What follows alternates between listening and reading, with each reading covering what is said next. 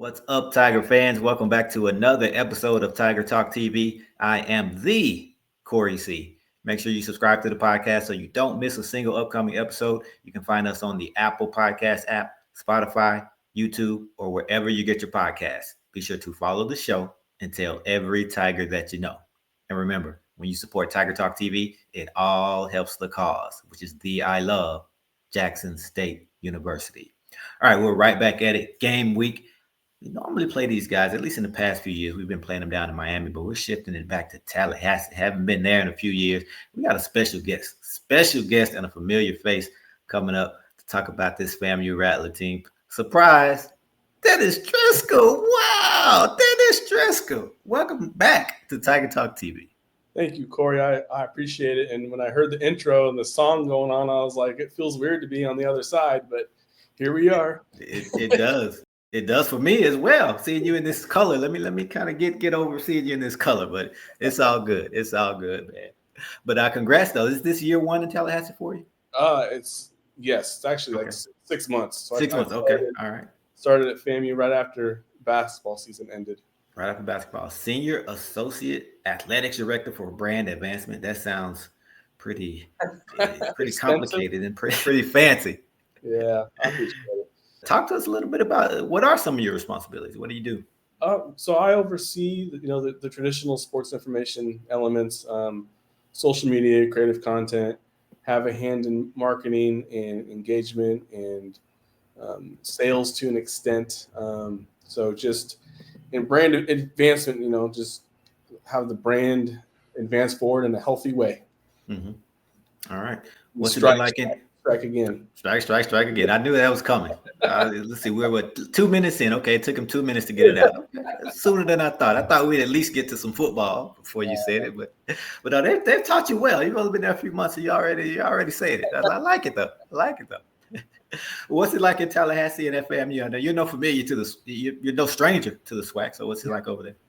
It's pretty good. I mean, I really enjoy the weather. Yeah. And the beach isn't that far away, so that's pretty fun. And it's a college town, so Florida State. If you haven't been to campus or to Tallahassee, you can see Florida State from FAMU's campus, and vice versa. So really, and both schools have a really great working relationship. You saw this past weekend when Charlie Ward, who is now our head basketball coach, he played at Florida State, and, won the Heisman and played in the NBA and has all these accolades, but they retired his jersey before the exhibition game. Yeah.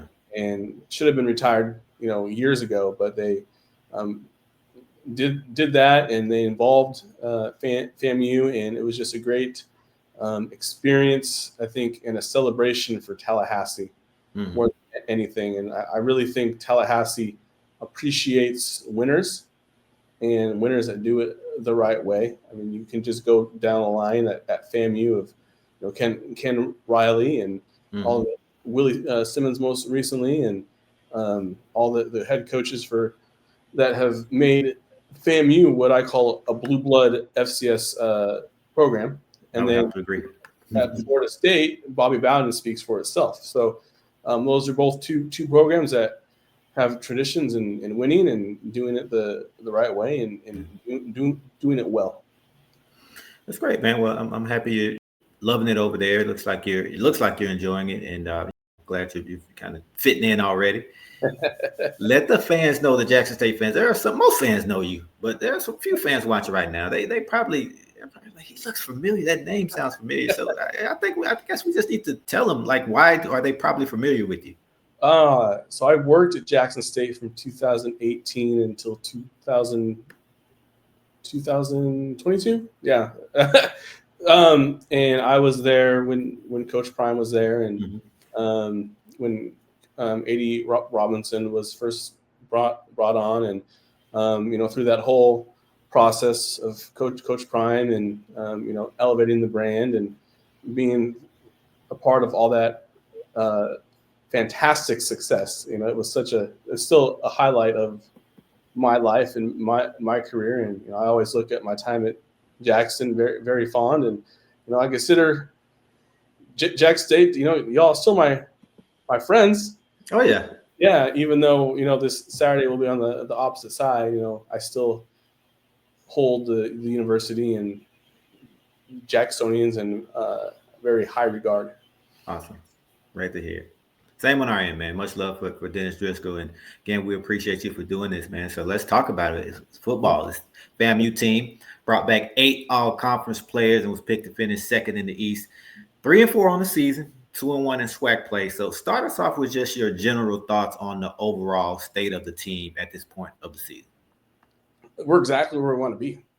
I know at the beginning of the year you had that setback at Howard and had some losses along the way, but we're exactly where we want to be. I mean, it's going to be November 1st, and we're playing a football game that matters. And there's a lot of teams already in this conference that can't say that. And you've seen the team get better each week. I mean, our quarterback, R.J. Johnson III, he's starting to play like the quarterback that everyone expected him to play.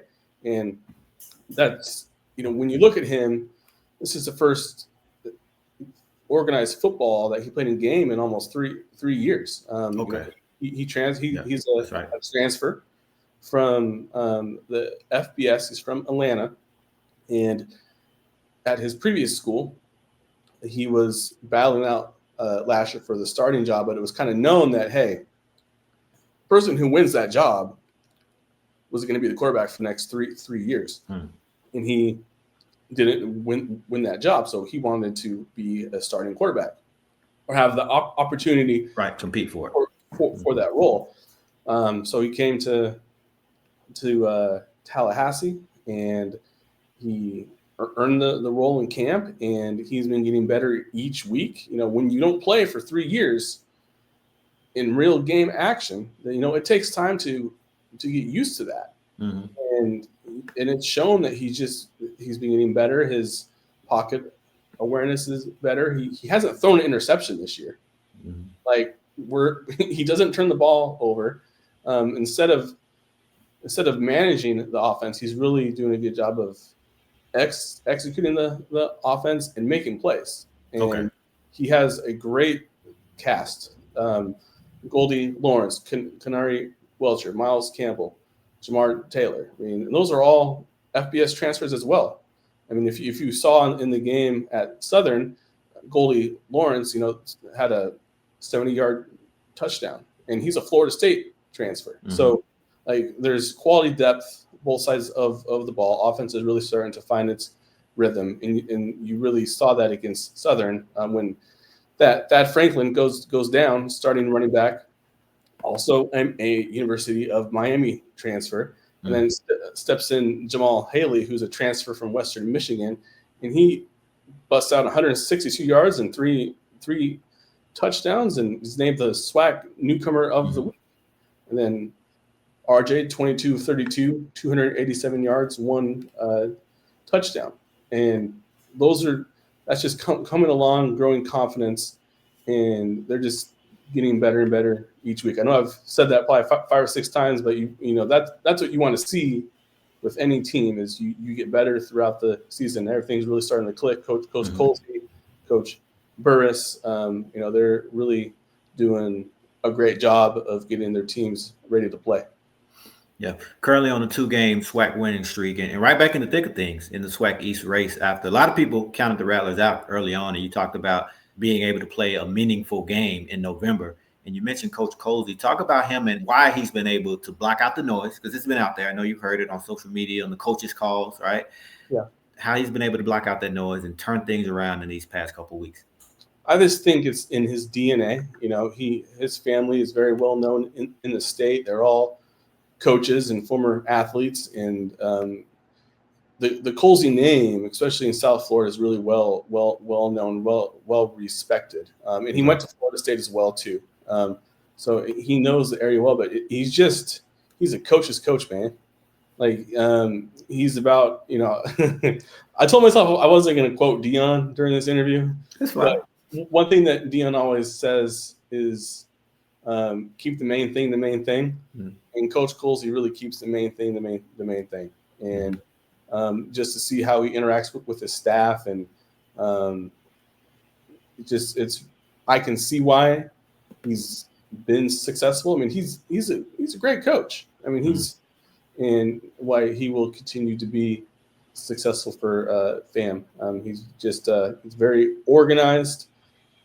He's engaged, and he cares, and he's very authentic. So he's the opposite of Brian Kelly. Okay.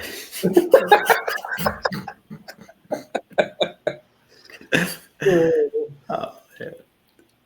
43-35 win at Southern last week, a 33-28 win at home over Alcorn the week prior. You talked about the confidence, but what did those wins do specifically for the confidence of the team? And is there a noticeable difference? Can you really tell? I think it's more or less they're like, okay, we know that we can do this. We just had to prove it to ourselves a little bit. And they're just being focused on one game at a time. And I would say we're not surprised because this is what we expected to be. And you're going to have adversity within a football season. It's going to happen no matter what. And we went through some early season adversity, and we got through it. And they're playing well, and it's showing in their confidence as well. So everything is just where it's supposed to be. What are some of the improvements or good habits that you've seen in this team during this winning streak compared to the 2 weeks prior in the 45-7 loss to NC Central and the 42-14 loss to Alabama State?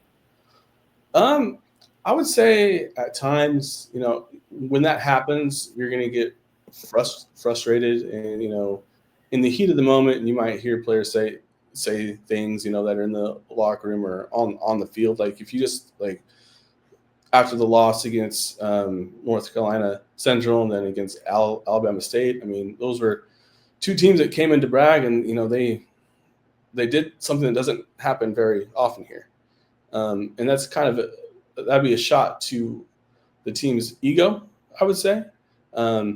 And then over the past two weeks, they stay the course, and take it one game at a time and hold each other accountable. Because one of the things you want to see during a practice is, you don't want to, it's great when a coach holds someone accountable, but when you see your teammates doing that, and that's what makes a difference. And you have the team that can manage itself or police itself and have that leadership. I'd say that's really been more evident that I've seen. I'm not saying it was there before, but I was able to see it, or more so, and more on it stood out a little bit more, I would say. With Jackson State going down unexpectedly last week and further opening up the door for FAMU, how does that change things as far as the energy on the team? Did that add to the energy and the buzz for this game? I think, that game's at 7:00 at night, ESPN, and it has all of the ingredients you need and want for a big time, prime time matchup between two programs that they're both blue blood programs.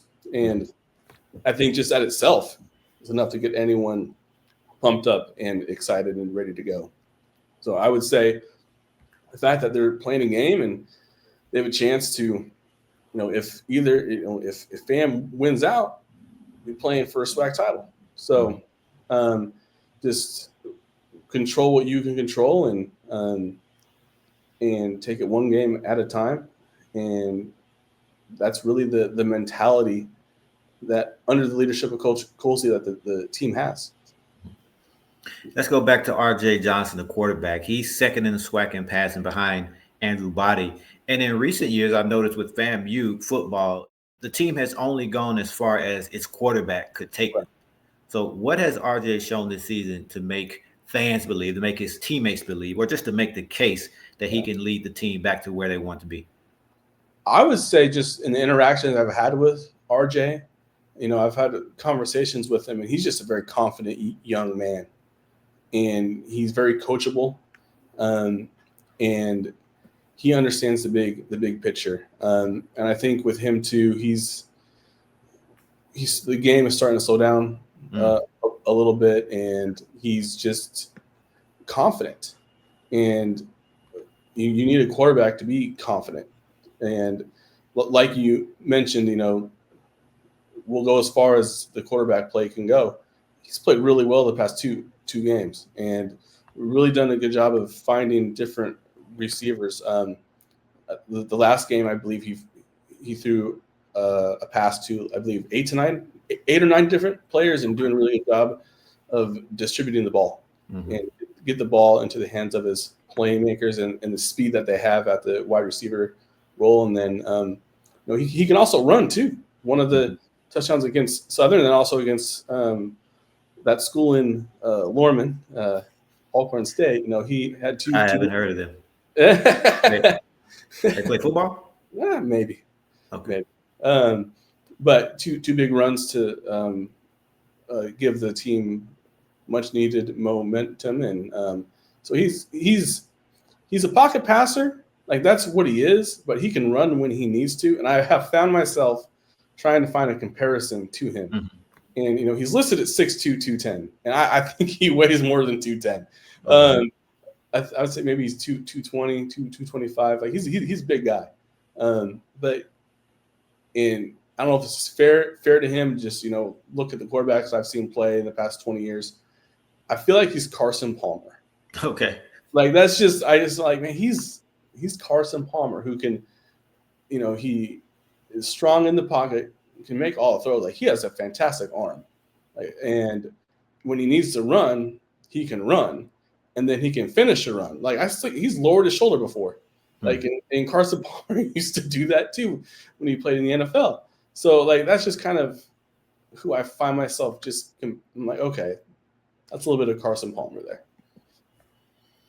Go back to Thad Franklin, the running back. Top offensive weapon, leads the team in rushing over 400 yards. You mentioned him going down. I think that was in the second quarter versus Southern. Has there been an official update on him? He'll be good to go, I think. Okay. I know he practiced today, and just make sure they work him into that, and to get him ready for Saturday. What type of back is he, and what does he mean to that offense? So he's 6'1", 230, and that's the one that's a north-south runner. He's get those tough yards. He's a tough runner. He's a runner that will fall forward instead of fall backward, and he's someone that leads by example, and he's very important in the running game. So if you can get that going, that means that your offense is going and able to run the ball well. But then if there's quality depth behind him as well, as you saw with Jamal, and then Levante Somerset. He's another back that can get carries as well. So they kind of have a 3-headed monster back there. And at this time of the year, what can be the difference between a win and a loss is quality depth, and that's what they've been able to showcase there. So with Jamal Haley, you talked about him replacing Franklin last week when Franklin went down, and he had a breakout game, 157 yards and 3 touchdowns on 19 carries. That's 8 yards per rush. Was that a surprise with him being able to come in and do that? And with him having that capability, will he split carries with Franklin? With Franklin being healthy, you expect him to get the lion's share of the load, or how do you think that'll balance out? I don't know how that will balance out. I'm not privy to the game plan, but I know that what they like to do is they like to get the best players the ball, and it's I'm sure if Thad is ready to go, then he'll play and he'll get some carries. I'm sure they'll sprinkle in Jamal as well, and they'll sprinkle in Levante, because they've done that throughout the year. You haven't seen a back carry ball 20 times a game. It just hasn't been what they've done. So they've kind of gone with the hot hand, and what back they need in a certain situation, and that's how they make it work. I don't want to say it doesn't matter which running back it is, but I think that they feel confident either back or each back, they feel confident in their abilities to rush the ball and score touchdowns. Yeah. Coming up next, part 2. Check the description for the link. If you enjoy our content and appreciate what we do, kindly consider donating to the channel.